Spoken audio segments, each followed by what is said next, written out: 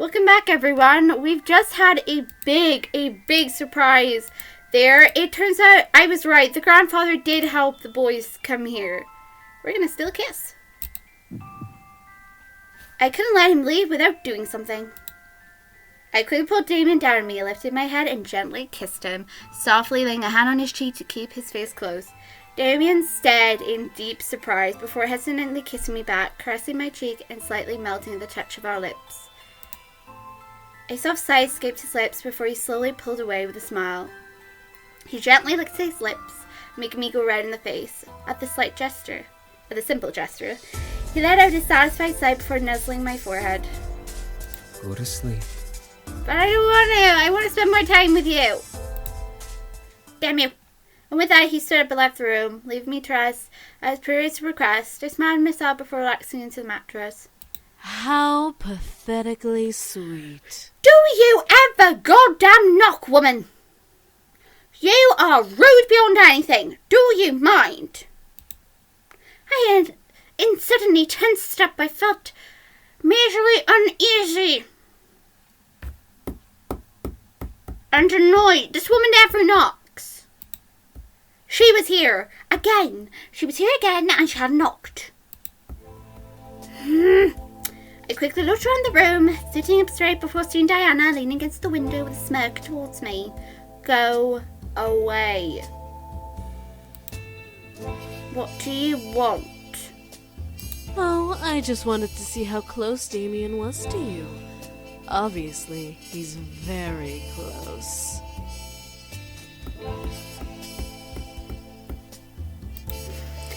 I stood from the bed, glaring targets at Diana. And what's it to you? He doesn't want to leave with you, so leave him alone. Oh, I will. I don't care enough for the bastard son to try and take him away. I just want you to know exactly what you have. What are you talking about? And a chuckle, which made me slightly sick to my stomach for some reason. She knew something. Did Damien tell you about what he lived through? How the hell would you goddamn know, lady? He showed me when he left. He met with... No, not that. Before that. Did he show you anything before that? No. Are you? Well, he was scorned by the Demon Lord. He didn't show you everything, did he? Why would he need to? He showed me what he needed to. I don't need to show her anything else. Yay! I turned to see Damien glaring at Diana with a scary glare. I felt dark shivers run down my spine as I stared at him. Ah, Damien. Right on cue. I was just about to show her why you hate your life and why you have a human fetish. You will not show her anything. Oh, I won't. Funny. I don't believe you get to tell me what to do, bastard son. Before Damien and I could leap at her throat, Diana snapped her fingers, suddenly making the room spin. I quickly grabbed onto Damien, who held me close as the room slowly began to change from my room to the demon castle. Oh God! I looked around, feeling unable to move from Damien's embrace out of the dizziness. I looked at Diana, who was leaning on a pillar on the far side of the room, with a smirk. Oh God. However, my focus gathered on a pair of demons, one of them being the demon servant that was the demon lord carrying sheets and books across the room. Damn that woman, ordering us around. I bet she thinks she's all high and mighty just because she bore that bastard son. Well, she's no queen. She's a simple harem girl. She'll never be queen. The demon lord reminds her that every bloody night. You'd think she'd let it sink in. The snort that erupted from the servant's nose disgusted me to no end. How vile was this creature? Who was he talking about? And about that boy, what do the other noble sons think about him? They treat him like an equal. He's no noble son, and he will never be. He's a bastard child that doesn't know his place, just like his bitch mother. Shh, you know he can read minds from a mile away. Then let him read mine. I don't care. That boy's a monstrosity never meant to be born. I would so go out there and smack him one right now. The servants cleared his voice, however, at the sight of a demon Damien, who was standing nearby with an almost dead cold look on his face. Ah, you.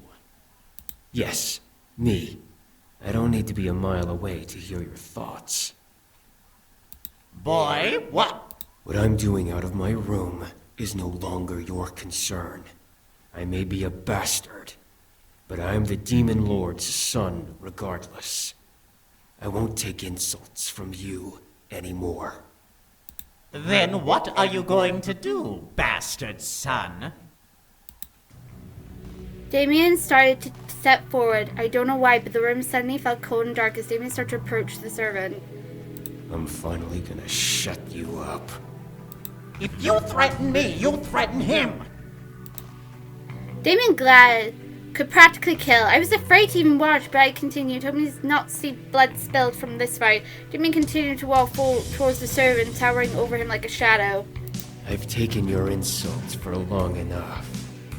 Now, I get peace. Stay away. I've had enough of you. Damien stopped, turned his head to look up at the archway in surprise. Mother?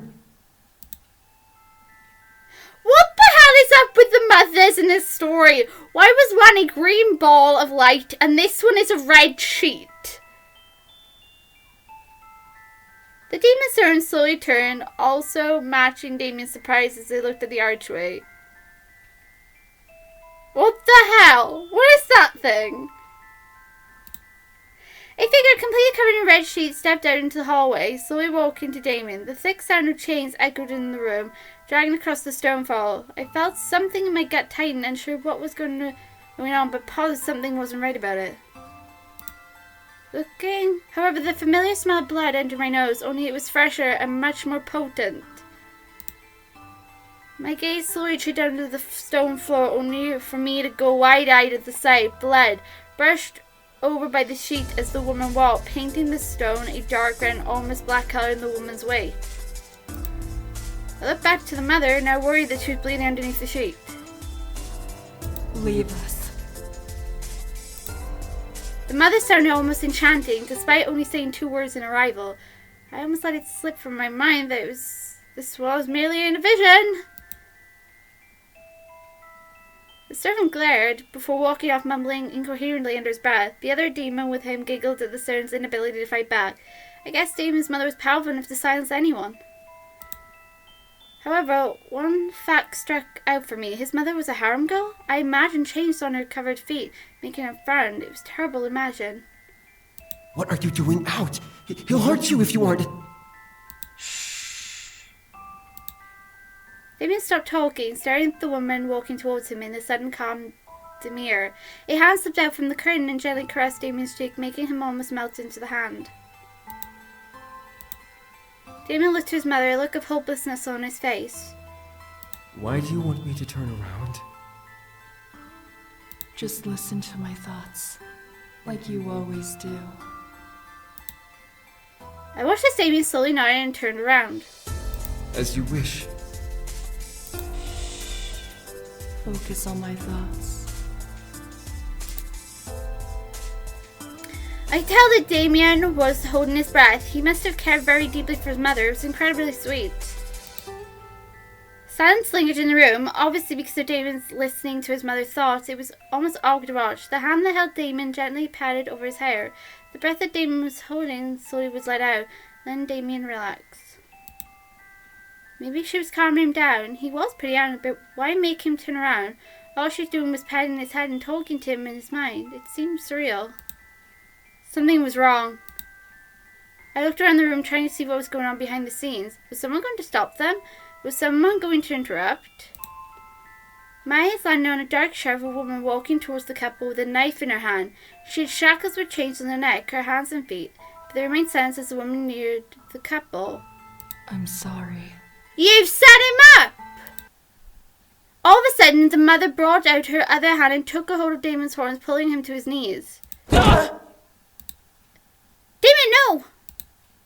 The shadow quickly started to run at the couple, raising the knife higher above her head. I instantly wanted to move, to run and protect Damien. I remained still, watching the scene unfold before me. Oh, God. No! Oh, God. Damien kicked back, causing Mother to buckle and fall back and release his horns. Damien quickly turned and grabbed a hold of the shadow arm, tightening his grip on them. The shadow started to scream and bite at Damien desperately. Damien glared and threw the shadow at the nearby pillar, making it disappear and dropped the knife it was holding.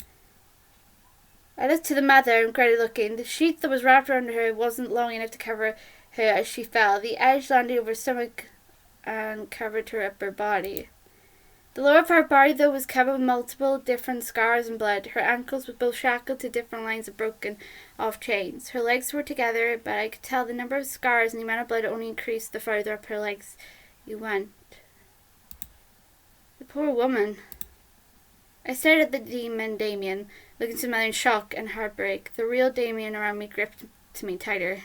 Why? Aww. In an instant, his mother raised her hand to the fallen knife, tensing her hand and fingers to bare her nails. The knife flew off of the ground and into the woman's hand, making her grip over the handle tightly. Enough. I can't. I don't want to live like this anymore. I won't let him have me again. I won't let you invade my mind again. Huh? That's not his fault that he goes in your head. He's your child. He's got powers. Don't complain. The woman quickly got up onto her knees and raised the knife over her head. I felt my mind screaming as I gasped.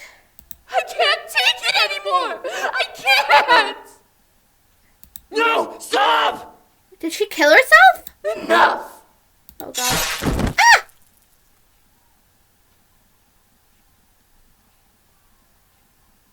I felt my voice vanish as I watched this woman, Damien's mother, slam the knife into her own body, curling over herself at the stab. After a choked sob and breath, the woman fell to the ground, curled into balls, blood pooled from under her, and the already blood-red sheet. No! The world around me shattered as his voice, stabbing through my heart and my stomach. Like glass, the world fell apart, and I was left in the darkness. The real Damien gripped on me, burying his face in my shoulders. I gripped his arms. Did that really happen? What did I witness? Why would Diana reopen this kind of wound for Damien? Finally, the world reformed back to my room with Diana back by the window. You, the demon cow! lord, despite his sadistic pleasures, loved Damien's mother beyond anything else, even his own wives. When she killed herself, the demon lord blamed Damien and his ability to read minds. Oh, for God's sake! Why blame Damien? It was clearly him that was doing it. Jesus, that man. The only ones who convinced him not to kill Damien were his brothers. So the demon lord granted Damien his life. But he would be doomed to become a lowly slave as soon as the eldest became lord. I looked at Damien, who had a face of both murderous hatred and pure sadness as he glared at Diana. The woman he glared at, however, simply chuckled. Oh, we're gonna end it there. Poor Damien.